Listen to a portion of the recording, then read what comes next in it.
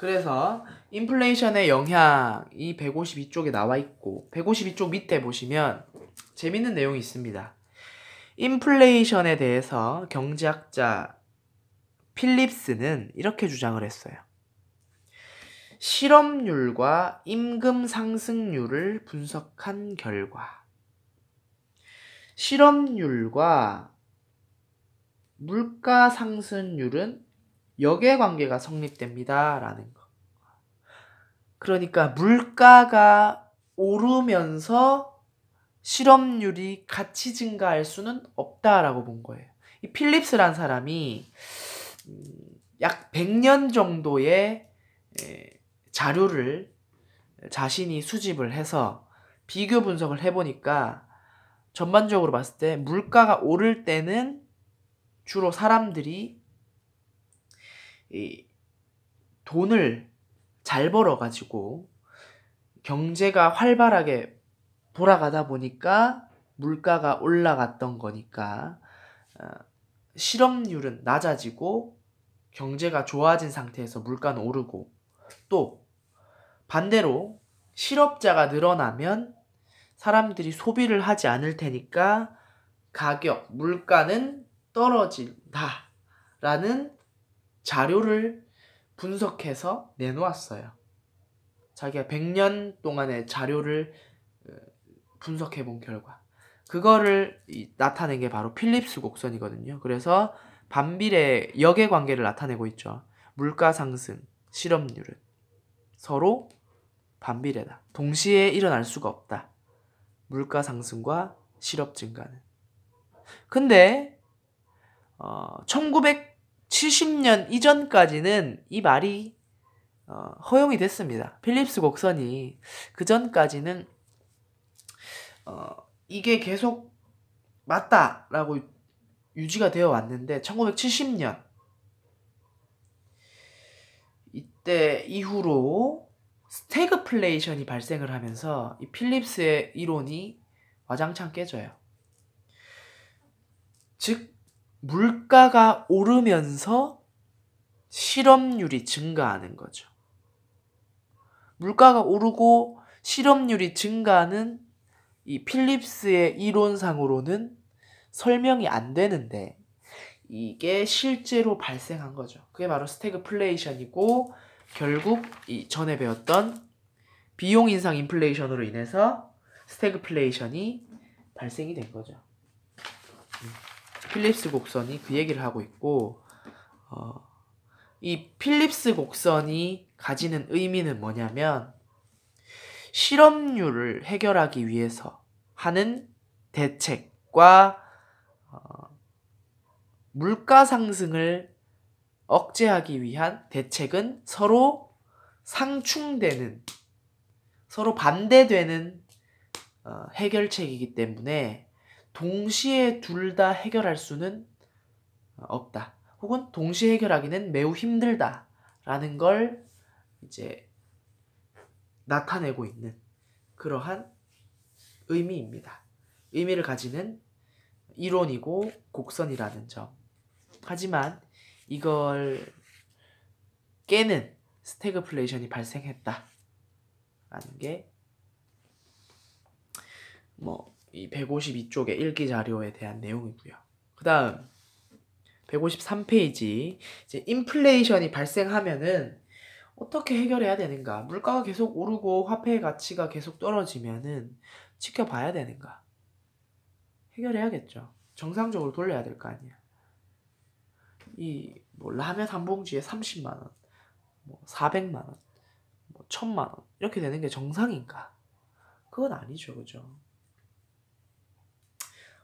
짐바브웨 혹은 독일 같은 경우는 화폐의 달러가 인플레이션으로 인해서 화폐의 달러가 조 단위를 넘어서 100조 단위의 화폐가 만들어졌다 그래요. 우리 화폐 단위에 지금 얼마까지 있어? 5만 원 단위잖아. 5만 단위인데 거기는 인플레이션으로 인해서 물가가 오르면서 이제 5만 단위, 만 단위로는 살 수가 없는 거야. 라면 하나가 2천만 원이면 5만 원짜리 몇 개를 가져가야 되는 거야. 그죠? 그래서 화폐 단위를 계속 높이다 보니까 천만, 억, 10억, 100억, 천억, 조, 10조, 100조 단위의 화폐가 발행되는 거예요. 엄청난 인플레이션이 발생한 거죠. 역사적으로도 제가 역사쌤은 아니니까 정확히 모르겠는데 조선시대 때 우리 왜 뭐였지? 당백전이었나? 제가 정확히 기억이 못하겠는데 경복궁 중건하면서 그죠? 찍어냈던 그 화폐 때문에 인플레이션이 발생했던 그런 경우도 있죠. 그런 것들과 연계해서 한번 알아두시면은 또 역사적으로도 경제적으로도 이제 다양한 이해를 할 수 있는 겁니다. 어떻게 해결하는가 봅시다. 당백전이 맞는지 모르겠는데 저도 몰라요. 저 역사 모르기 때문에 틀려도 이해해 주세요. 저 1도 모릅니다. 역사. 그냥 자, 그다음 인플레이션의 대책.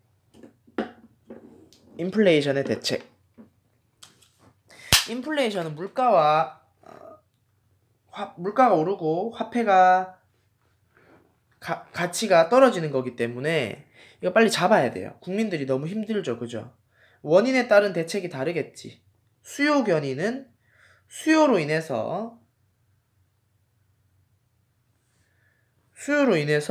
이제 인플레이션이 발생을 하는 거기 때문에 이 총 수요를 감소시켜야 돼. 사람들이 수요를 덜 하게끔 하면 되는 거예요. 그래서 어떻게 사람들이 덜 소비하게 만드냐? 일단 가계의 과소비를 억제합니다. 사람들이 덜 사게끔 가계는 과소비를 덜 하는 거고요. 정부에서는 시중에 유통되는 돈의 양을 줄여야 될 거 아니야. 그죠? 이 수요가 많다 보니까 시중에 유통되는 돈의 양이 많고 그로 인해서 화폐의 가치가 떨어지고 물가가 상승하니까 시중에 유통되는 돈의 양을 줄이려면 세금을 늘리는 거죠. 세금을 왕창 걷어버리면 시중에 유통되는 돈의 양이 줄어들잖아요. 세율을 조정한다든지. 그래서 수요를 줄이는 거예요. 사람들의 수요를 줄이는 거죠. 또 중앙은행에서는 또 이 이자율을 조절할 수가 있죠. 이자가 높아야 사람들이 저축을 할까요? 낮아야 저축을 할까요? 이자율이 높아야 저축을 많이 하겠죠. 그래서 중앙은행에서 이자율을 높이면은 사람들이 저축을 많이 할 것이고, 그럼 저축을 한다는 건 시중에 돌아다니던 돈이 은행으로 모인다는 거니까 이 통화량이 줄어들겠죠. 그러면서 이제 이 수요 견인 인플레이션을 해결할 수 있는 방안이 되는 거예요. 다음 비용 인상 인플레이션. 비용 인상 인플레이션은 이 원자재나 뭔가 이 생산 요소의 가격이 증가했기 때문에 발생하는 인플레이션이었죠. 생산비를 절감할 수 있는 방식을 쓰면 돼요. 예를 들어 기술을 개발한다거나 경영혁신을 통해서 생산비를 줄인다거나, 그죠? 또 원자재 수입처를 다양화한다거나. 아까 말했다시피, 아까는 아니고 전 시간이네요. 이 비용 인상 인플레이션 얘가 오일 쇼크였잖아요. 이 석유 파동, 석유를 수출하는 국가들이 석유를 안 팔겠다, 양을 줄이겠다, 혹은 가격을 높이겠다 라고 하는 바람에 타격을 입은 거잖아. 그러면 이제 이 수입을 하는, 원유를 수입하는, 석유를 수입하는 국가를 다양하게 이제 정하는 거야. 중동뿐만 아니라 남아메리카 혹은 유럽에, 미국에도 석유를 수입하도록 여러 군데 거래처를 두는 거지. 그래서 이런 일이 발생했을 때도 크게 타격을 안 입도록, 생산비가 크게 올라가지 않도록 이런 준비를, 대처를 해놓는 거예요. 생산비가 올라가지 않도록 다 대처를 하는 방안이 바로 비용 인상 인플레이션에 대한 대책이고요. 그러면 경제 주체들은 각각 어떠한 역할을 해야 되는가? 인플레이션을 해결하기 위해서. 먼저 가게는 합리적인 소비를 하고 과소비를 억제합니다. 그러니까 내가 돈을 펑펑 쓰거나 그런 일이 발생하면은 인플레이션이 발생하니까 합리적으로 소비를 하는 것이죠. 다음 두 번째, 기업 입장에서는 생산비가 증가하면 비용 인상 인플레이션이 발생하기 때문에 생산비를 절감하도록 기술 개발, 경영 혁신 등을 통해 생산비를 절감하고 생산성을 향상한다 라는 거예요. 이게 바로 기업에서의 역할, 인플레이션을 해결하기 위한 역할. 정부는 이제 적절한 총수요 관리. 그러니까 사람들이 너무 돈을 팡팡 쓰지 못하도록 이제 시중에 돌아다니는 이 통화량을 조절할 수 있도록 세율을 조정한다든지, 혹은 이제 돈을 덜 쓰게끔 하는 거예요. 사람들이 돈을 덜 쓰게끔. 또는 이제 이 정부의 정책에 있어서 공공사업을, 아이고 색깔이 이게 초록색이 같잖아. 공공사업을 줄이는 거예요.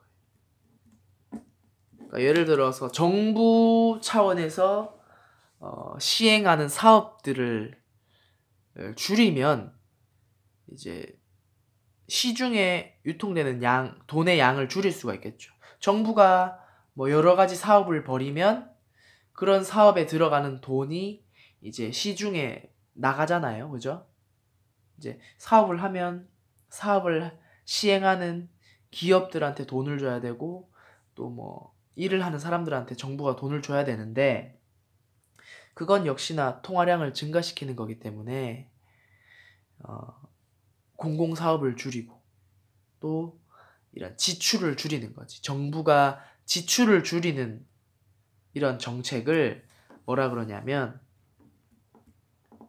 긴축 정책이라 그래요. 긴축. 아낀다는 거야. 정부가 지출을 아낀다. 지출을 늘리면은 아무래도 통화량이 증가하기 때문에 인플레이션이 발생할 수 있어서 긴축 정책을 할 수가 있습니다. 중앙은행에서는 역시나 이 통화량을 조절하기 위해서 아까 말했다시피 이자율을 조정하는 거죠. 이자율을 높임으로써 사람들이 저축을 해서 통화량을 줄이도록. 또 정부가 하는 역할이 이것도 있었어. 긴축 정책도 있었고,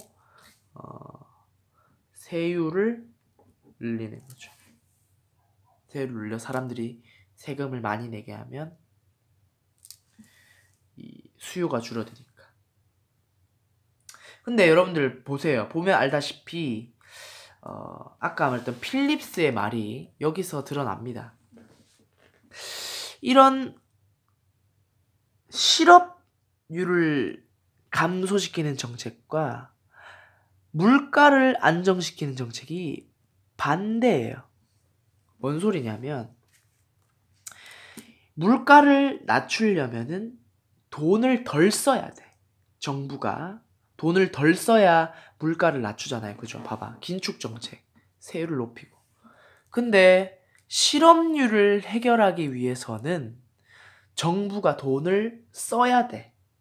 실업률을 해결하기 위해서는 국가가 나서서 일자리를 만들거나 공공사업을 증가해야 돼요. 그죠? 그래야 일자리가 늘어나고 경제가 활성화되고 실업률도 해결하는데, 이게 서로가 상충되는 해결 방안인 거죠. 그래서 필립스는 한 번에 두 마리 토끼를 잡을 수 없다라고 하는 거예요. 물가와 실업률을 해결하는 방식이 정반대이기 때문에. 그 다음 디플레이션 대비. 디플레이션이 뭐냐면 영상 짧게 끊고 갈게요. 시간이 없구나. 디플레이션만 설명하고 영상 마무리 지을게요.